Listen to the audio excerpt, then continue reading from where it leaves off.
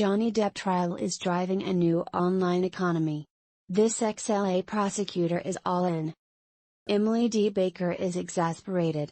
In the penultimate week of Amber Heard and Johnny Depp's defamation trial, Baker at times rises from her seat in her home studio or fans herself with a small blue book of the federal rules of evidence as she delivers a steaming critique of Heard's attorney. This is preposterous, Elaine.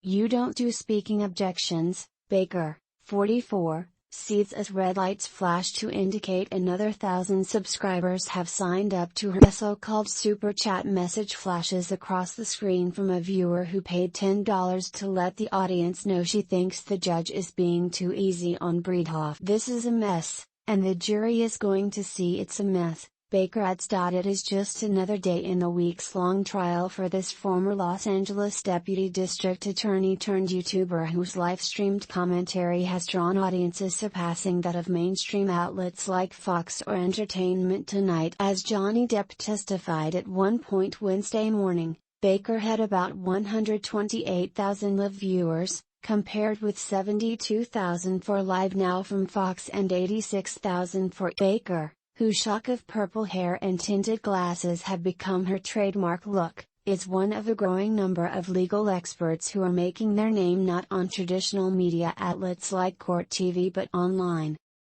This new cottage industry of attorney social media stars highlights how media consumption has shifted since the days when lawyers would drop into a TV news broadcast to comment on a big case like J. Simpson trial or, more recently, the Kyle Rittenhouse case.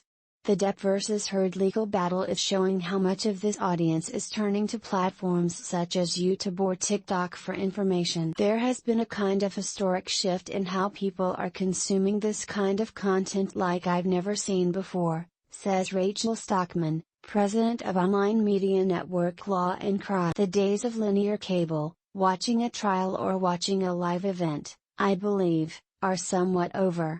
With more than 1 million live viewers some days for the Heard Depp trial, Law and Crime is the most viewed channel on YouTube carrying the court sessions in real time, but the trial has proved a veritable gold rush for other online creators. Baker is one of the biggest so-called law tubers, as her channel's subscriber count surpassed 500,000 this week. Her podcast, The Emily Show, rose to number 1 this month on Apple Podcasts for U.S. entertainment news, up from 7th place, according to Chartable. That shift of attention away from broadcast media pundits to LawTube or Law Talk is permanent, says Kyle Jelmseth, president of digital talent manager at GNB. It's not about even going to Harvard anymore.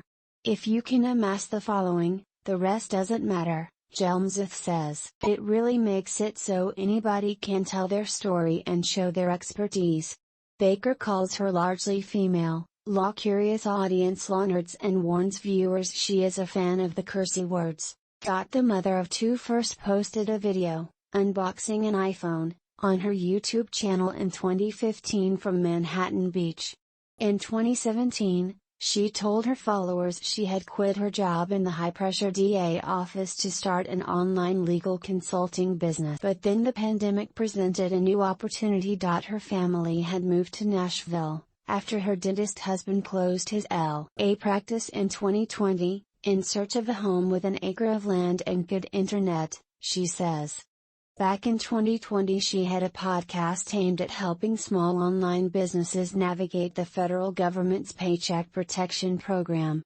With an approachable, informal breakdown of major legal battles involving Britney Spears' conservatorship and reality TV stars Erika Jayne and Tom Girardi, her channel had fans flocking to it. Her appeal is her approachability, says Eddie Pietzak, director of talent at Semaphore, who manages brand deals for Baker.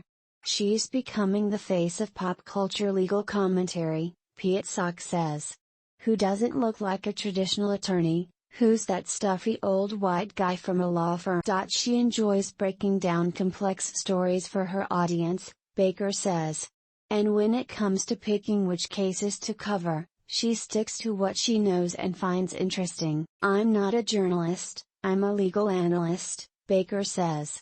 I make sure I'm interested and it's something I can actually lend analysis to in a helpful way.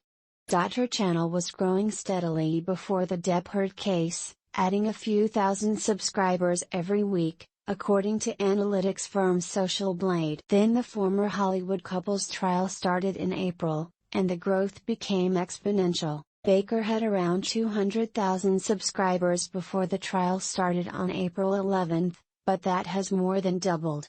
From April 22 to May 19, her YouTube channel had 1,540% more views, 20.7 million views in 28 days. In 2021 she earned $270,000 from her YouTube channel, or about $22,500 a month from about a million views, more than she took home as a deputy district attorney, she says. As the trial reached its apex this week, the channel was estimated to generate up to $109,000 a month, according to Social Blade, which bases its estimate on advertising rates. She makes money from ads that run her channel, merchandise, subscriptions to exclusive content, as well as super chats or super stickers, digital images that fans can pay to pop up in the live chat. The most anyone has paid for a super chat message is $400, she says.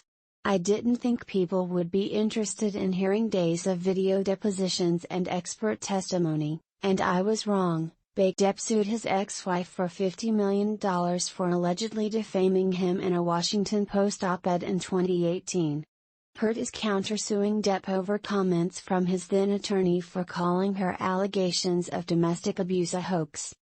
The case is taking place in Virginia, where the Post servers are hosted. The case has been controversial, and Heard in particular has become the target of online hate from those who question her domestic violence allegations against one of Hollywood's biggest stars. Baker wants to bring a more compassionate perspective. I hope that as a female attorney streamer that has worked in the criminal context, I can bring not just sensitivity to the topic but also asking the appropriate questions if the evidence doesn't match the testimony in the most compassionate way possible. There's just a way to have that conversation without being hateful. Baker is in a message group with about 20 other law tubers who all help one another navigate the new technologies they have to learn, she said. They also appear on one another's channels, often providing subscriber boosts. Among other prominent law tubers are Lena Elite, who runs the channel Legal Bites and is a member of the California Bar and D.C. Bar, Nick Rekieta, a Minnesota lawyer whose channel Rekieta Law has 435,000 subscribers, Kentucky-based defense attorney Larry Foreman, who has the channel named The DUI Guy Plus on YouTube, and was among law tubers who queued overnight to attend the trial. The case has been used by some attorneys to launch their online careers. Virginia attorney Rob Mortan combined his passion for woodwork and law to create a video on his channel, Law and Lumber, that he titled Woodworker Attorney Debunks Amber Heard's Broken Bed Testimony, a reference to Heard's allegation that Depp assaulted her on a bed. Breaking: Depp has denied Heard's allegations of domestic abuse. The video has more than 1 million views. On the internet, larger audiences bring more criticism. Baker says she has been called biased, accused of profiting off domestic violence, or told that she lacks professionalism with her purple hair and profanity. But she avoids exploitative coverage and has not monetized certain videos for ad revenue, she says. She hopes that she is bringing compassion to the topics she covers and that as LawTube has been boosted in recent weeks, viewers have a plethora of new options. With the Depp-Heard fight concluding this week, Baker already has her eye on her next big case, the trial of the Real Housewives of Salt Lake City star Jennifer Shah, whom the U.S. government has charged with running a nationwide telemarketing fraud scheme. Shah has pleaded not guilty. Everyone has a different take and people get to look for the type of commentary and community that's a best fit for them. Baker says, "Choice is always a good thing." 0300